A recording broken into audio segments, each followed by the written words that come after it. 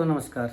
दोस्तों मैं सतवीर सिंह अपने यूट्यूब के भारत लिंक ग्लोबल चैनल पर आपका स्वागत करता हूं। दोस्तों जब ये 2024 के चुनाव नज़दीक आए ना, तो मनोहर लाल खट्टर जी के खिलाफ प्रदेश के अंदर इतनी ज़्यादा एंटी इनकम्बेंसी थी कि आखिर में सरकार को यानी केंद्र सरकार को मुख्यमंत्री भी बदलना पड़ा और हर पोस्टर से उनका फोटो भी हटाना पड़ा और किसी भी फंक्शन में उनका नाम तक नहीं लिया गया, रैली के अंदर या कहीं पर भी। तो अब जब एक आदमी सत्ता का स्वाद चख लेता है और तो वो पावर को कभी नहीं छोड़ता, तो उन्होंने इस चीज़ का तोड़ निकालने के लिए कि मुख्यमंत्री भले ही कोई और हो और पावर उनके हाथ में रहे खुद, तो खट्टर साहब ने सीएम बना दिया इनको, नायब सिंह सैनी जी को। अब नायब सिंह सैनी जी के हालांकि जनता को तो थोड़ा ये लगा भाई चलो मनोहर लाल खट्टर को बाहर कर दिया, हरियाणा से बाहर कर दिया, अब उनकी नहीं चलेगी, लेकिन स्थिति थी इसके विपरीत, यानी जो पहले उनकी पावर थी वही पावर रही। भले वो केंद्र में मंत्री बन गए लेकिन हरियाणा की सत्ता के ऊपर उनकी पकड़ एज इट इज रही। और जो मुख्यमंत्री ये 2024 के चुनाव के बाद भी नायब सिंह सैनी जी जो मुख्यमंत्री बने, तो उसके बाद भी वही यथास्थिति रही और जो भी फैसले होते वो हरियाणा के अंदर वो मनोहर लाल खट्टर जी के आदेश से होते। उसमें जो नायब सिंह सैनी जी का रोल था वो कहीं पर भी कुछ भी नहीं था। ये बात पूरा प्रदेश बार बार कहने लग रहा था, बार बार वो करने लग रहा था, लेकिन ये उम्मीद नहीं थी कि वही बात जो जनता कहने लग रही है कि नायब सिंह सैनी तो एक कठपुतली सीएम है, वो सिर्फ मुखोटा, असली जो सुपर सीएम है वो मनोहर लाल खट्टर जी है। ये बात हैरानी मुझे कल ये सुन के हुई कि जब ये बात खुद नायब सिंह सैनी जी ने अपने मुंह से कही। जी हाँ दोस्तों, नायब सिंह सैनी जी ने अपने मुंह से ये कहा कि इस राज्य के अंदर मेरी तो इतनी भी पावर नहीं है कि मैं एक पीएन को भी बदल सकूं, एक चपड़ासी को भी बदल सकूं। अब आप पूछ रहे होंगे कब कहा, कैसे कहा, पब्लिक मीडिया में तो नहीं। पहली बात तो ये है कि इस तरह की चीज़ मीडिया में आती नहीं, लेकिन कब कहा वो मैं आपको ज़रूर बताऊंगा। तो आजकल दोस्तों ये प्रदेश के अंदर एडीजीपी वाई पूर्ण कुमार जी का मामला चला हुआ है ना, उनके परिवार को न्याय दिलवाने का मामला। तो ये जो मामला है अब ये उनके परिवार को न्याय दिलवाने की बजाय अब ये जातिगत मामला हो चुका है और ये सिर्फ जाति की राजनीति रह चुकी है। कोई भी हर व्यक्ति इसमें अपनी अपनी जाति से जुड़ा हुआ, अपनी अपनी जाति के लोगों से जुड़ा हुआ है।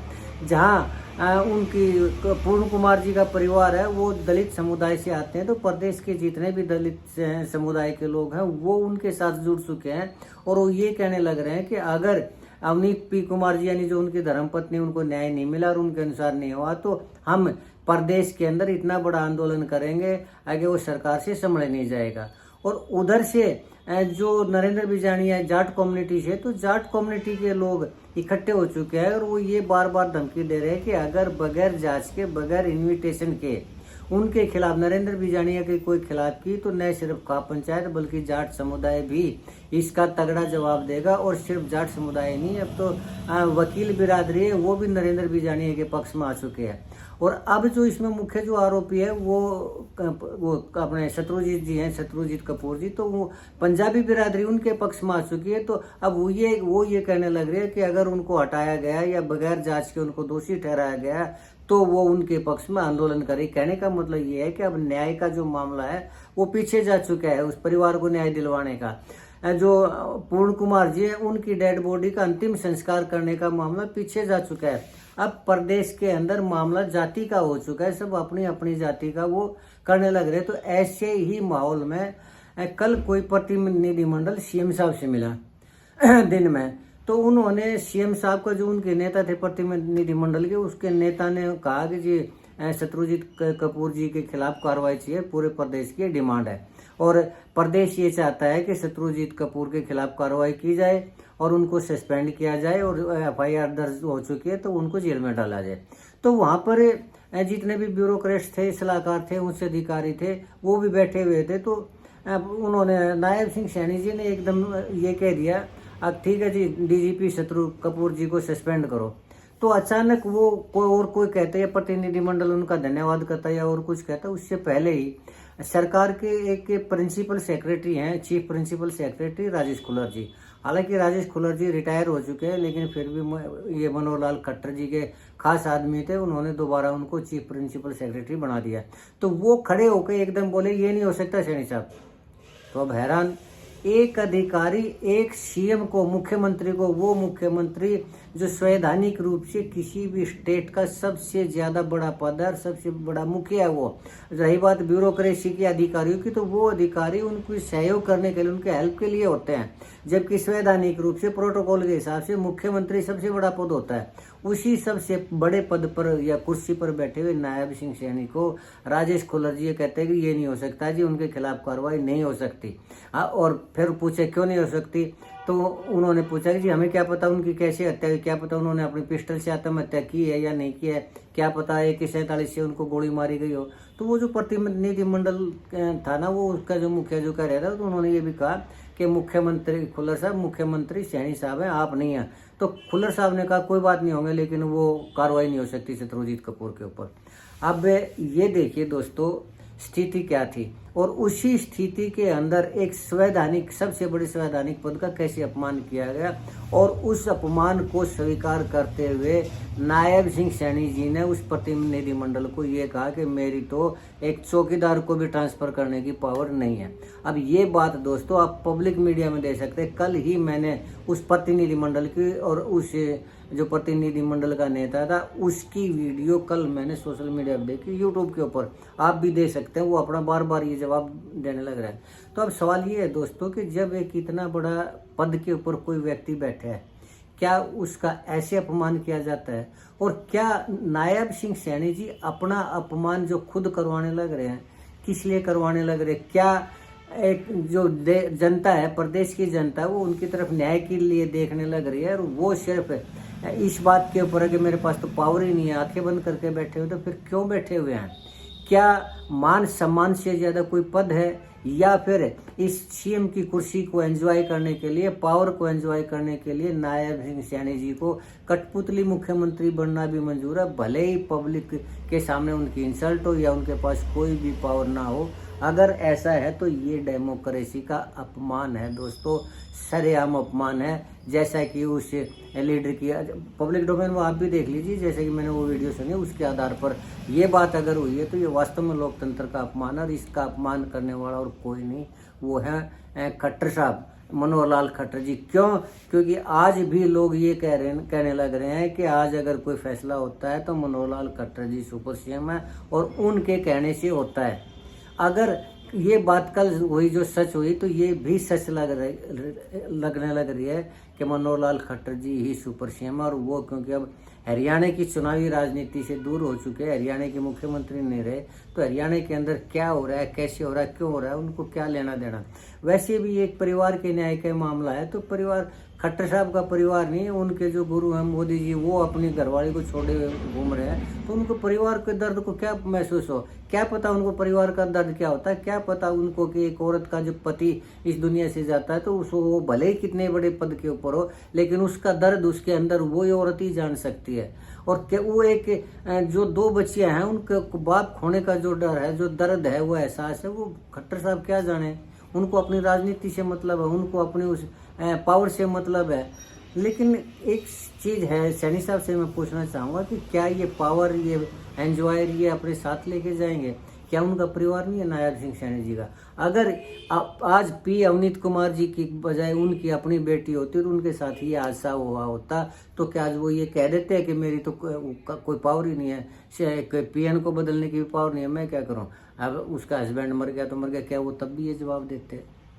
या फिर खट्टर साहब से पूछना चाह रहा हूं कि एक परिवार के साथ महज इसलिए राजनीति की जा रही है कि लोगों ने एंटी इनकमेंसी के खिलाफ, आपके खिलाफ रोष प्रकट किया है, या फिर आपको वोट नहीं देने का मन बना इसलिए हरियाणा की जनता से बदला लेने लग रहे हैं? और एक परिवार और एक उच्च अधिकारी, इंटेलिजेंट आदमी, एक ईमानदार आदमी की डेड बॉडी आज उसमें पड़ी हुई है, हॉस्पिटल के अंदर पड़ी हुई है, मोर्चरी में पड़ी हुई है, वो अंतिम संस्कार का इंतजार करने लग रही है। तो क्या इसलिए अंतिम संस्कार नहीं होने दे रहे, फैसला नहीं होने दे रहे, आके लोगों ने नाराज थे आपके प्रति? इसलिए बड़ी हैरानी की बात है। तो अब इसमें दोस्तों सवाल ये है कि जनता क्या करे? तो जनता को सिर्फ एक चीज करनी पड़ेगी, या तो अगर त्वरित न्याय चाहते हैं तो सबसे पहले जातिगत इसको छोड़ना होगा, दलगत नीति को छोड़ना होगा, जाति की राजनीति को छोड़ना होगा, और पूरी के पूरा समुदाय, चाहे वो जाट कम्युनिटी से है, चाहे वो दलित कम्युनिटी से है या पंजाबी कम्युनिटी से, अगर वो एक परिवार को न्याय दिलवाना चाहता है तो आंदोलन करे, तो सरकार के खिलाफ करे, मोदी के खिलाफ करे और आंदोलन करे, खट्टर साहब के साथ खिलाफ करे। क्यों? क्योंकि हरियाणा के अंदर जब तक खट्टर साहब की चलेगी तब तक न्याय होता हुआ दिखाई नहीं देता, और जब तक मोदी जी हैं तब तक खट्टर साहब है। जिस दिन मोदी जी कुर्सी से हट गए उस दिन खट्टर साहब का भी हरियाणा के अंदर से नामो निशान खत्म हो जाएगा राजनीतिक रूप से। इसलिए अगर खट्टर साहब के उसको दूर करना है, अगर खट्टर साहब की अन्याय की जो प्रवृत्ति है उसको दूर करना है, तो सबसे पहले मोदी जी को हटाना होगा। जिस दिन मोदी जी हटाएंगे उसी दिन हरियाणा के अंदर अपने आप न्याय होने लग जाएगा। और रही बात खुल्लर साहब की, तो आज खुल्लर साहब ने जैसा जवाब दिया है, सिर्फ एक ही चीज़ कह सकता हूँ कि अगर आज मुख्यमंत्री अभय चौटाला जी होते और खुल्लर साहब ये कह देते कि ये नहीं हो सकता जी, और ये क्या पता कैसे उसकी हत्या हुई हो, आज वो डीजीपी के खिलाफ कोई भी कार्रवाई नहीं होगी।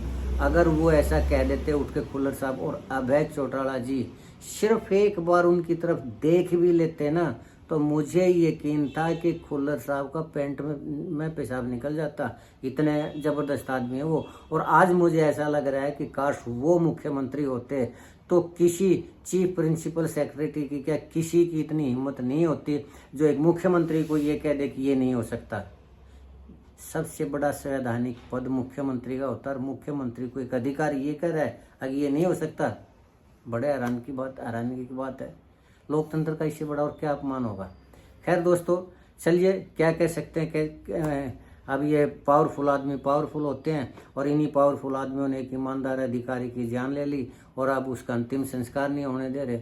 चलिए जैसा भी है दोस्तों, क्या करते हैं देखते हैं अब आगे आगे क्या होता है। लेकिन मैं तो इतना ही कहूँगा कि एक कमज़ोर मुख्यमंत्री हमेशा ही प्रदेश के लिए भी घातक होता है, प्रदेश की जनता के लिए भी घातक होता है, और पीड़ितों के लिए तो घातक होता ही होता है। तो इसलिए सैनी साहब इतने कमज़ोर भी मत बनिए आगे किसी को न्याय ही ना मिले। बाकी बस इतना ही दोस्तों, आज के लिए इतना ही। अगर आपको लगता है कि मेरा सोचना सही है तो आपसे प्रार्थना करना चाहूँगा कि आप मेरे इस वीडियो को लाइक करें, शेयर करें और कमेंट करें दोस्तों। अगर आपको लगता है कि मैं गलत सोच रहा हूँ तो भी कमेंट करिए ताकि मैं अपने आप को करेक्ट कर सकूँ। और जो बात आज ये मैंने ली है वो पब्लिक मीडिया में है, पब्लिक डोमेन में है, यूट्यूब के ऊपर उस प्रतिनिधि का जवाब है जो बार बार ये कह रहा है कि मेरे सामने राजेश खुल्लर ने ये कहा, मेरे सामने मुख्यमंत्री ने ये कहा। तो मैं अपनी तरफ से कुछ भी नहीं कह रहा, जो कुछ भी कह रहा हूँ पब्लिक में अवेलेबल जो चीज़ है उसी के बेस पर कह रहा हूँ। खैर दोस्तों, आपने मेरा ये वीडियो देखा इसके लिए आपका बहुत बहुत धन्यवाद। चलते चलते एक निवेदन करना चाहूँगा कि मेरे इस वीडियो को लाइक करें, शेयर करें, कमेंट करें और वीडियो को हाइप करें दोस्तों, और मेरे चैनल को सब्सक्राइब जरूर करें ताकि इसी तरह की वीडियो मैं आपके सामने लाता रहूं। आपने वीडियो देखा, टाइम दिया, अपना टाइम लगा, इसके लिए एक बार फिर से आपका धन्यवाद करूंगा। नमस्कार, जय हिंद, जय भारत।